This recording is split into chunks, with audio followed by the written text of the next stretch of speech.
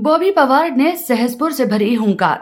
सहसपुर में भरी हुंकार बॉबी पवार ने कहा कि सरकार जनता के साथ छल कर रही है। साथ ही कहा कि जो बेरोजगारों के साथ अन्याय हुआ, बेरोजगार वे नहीं भूले हैं। सहसपुर की हुंकार रैली में पवार ने आगे कहा कि सड़क पर जो लड़ाई हमने लड़ी है उससे कोई फायदा नहीं। यह लड़ाई राजनीति तौर पर चुनाव के महापर्व पर राजनीति के जरिए ही लड़ी जा सकती है। बेरोजगारों की लड़ाई और आम जनता की लड़ाई और मुद्दे हम सदन में उठाएंगे, क्योंकि यह सरकार ना सुनने वाली है और ना काम करने वाली है। वह चाहे कांग्रेस हो या बीजेपी हो। उत्तराखंड की जनता ने कांग्रेस और भाजपा को बार बार सत्ता दी है, लेकिन परेशानी और मुद्दे जस की तस हैं। उन्होंने भरोसा दिलाया कि यदि टिहरी की जनता ने अपने बेटे को आशीर्वाद दिया तो उत्तराखंड के हर मुद्दे को हम सदन में उठाएंगे। 24 अपनी न्यूज से मनीष उपाध्याय की खास रिपोर्ट, देहरादून। देखिए, चुनावी मैदान में है, एक राजनीतिक लड़ाई है। जिस लड़ाई को सड़कों पर लड़ रहे थे, कहीं ना कहीं जब हमें लगा, हमारे साथियों को लगा कि सड़कों पर लड़कर इस लड़ाई को नहीं जीता जा सकता है, इसके लिए राजनीतिक लड़ाई करनी पड़ेगी। तो लोकतंत्र के इस महापर्व में हम लोगों ने भी उन राजनीतिक दलों के सामने खड़े होने की हिम्मत जुटाई है। उन लोगों के सामने आज मजबूती से खड़े हैं जिन लोगों ने इस उत्तराखंड को 24 वर्षों से छला है। तो भाई, आप लोगों के बीच जा रहे हैं, क्या कुछ रुझान आप देख रहे हैं, विजिट कर रहे हैं? देखिए, हम लगातार क्षेत्र भ्रमण में थे और आज रात को ही 2 बजे टिहरी के प्रताप नगर से पहुंचे हैं।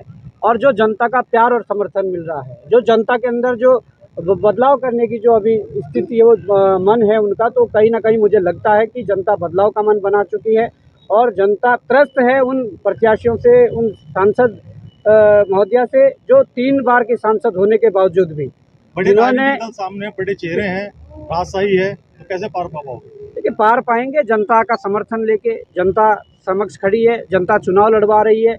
हम जिस प्रकार से देखा जा रहे हैं कि सांसद निधि तक यहाँ तक खर्च नहीं हो रही है, जो क्षेत्र के विकास के लिए पैसा आ रहा है वो पैसा वापस होते जा रहा है। यहाँ अस्पतालों की हालत देख लीजिए, शिक्षा की हालत देख लीजिए, किस प्रकार से जो चीज़ें हैं चल रही है। मुझे लगता है कि कहीं ना कहीं जो पैसा वहाँ खर्च होना चाहिए था, वो पैसा यहाँ से वापस भेजा जा रहा है, तो ये बड़ा दुर्भाग्य है। कई वर्षों जो सांसद है, क्या कहोगे उनके बारे में? देखिए, इनके बारे में हम क्या कहेंगे, जनता खुद कह रही है। जनता ने उनकी जो निष्क्रियता है उस पर सवाल जवाब खड़े किए हैं।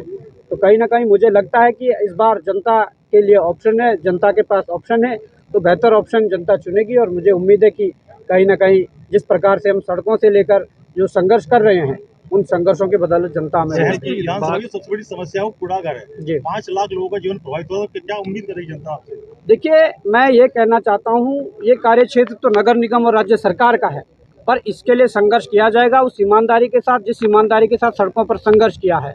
हम इसके व्यवस्था के लिए जो शीशमबाड़ा जो कूड़ादान है, कूड़ा घर है, कहीं ना कहीं उससे यहाँ जो लोग प्रभावित हो रहे हैं, कैंसर रूपी जैसी बीमारी जो लगातार ये उस कूड़ेदान से जो फैल रही है, मुझे लगता है कि कहीं ना कहीं उसको समस्या के लिए, उसके निराकरण के लिए यहाँ की क्षेत्रीय जनता के साथ मिलकर उसके लिए संघर्ष किया जाएगा। कि कहीं ना कहीं जिस प्रकार से यहाँ जो रोजगार की बात है, उसमें कहीं ना कहीं जो 70% वाला रेशो है वो कहीं ना कहीं कागजों में है और धरातल पर कुछ नहीं है।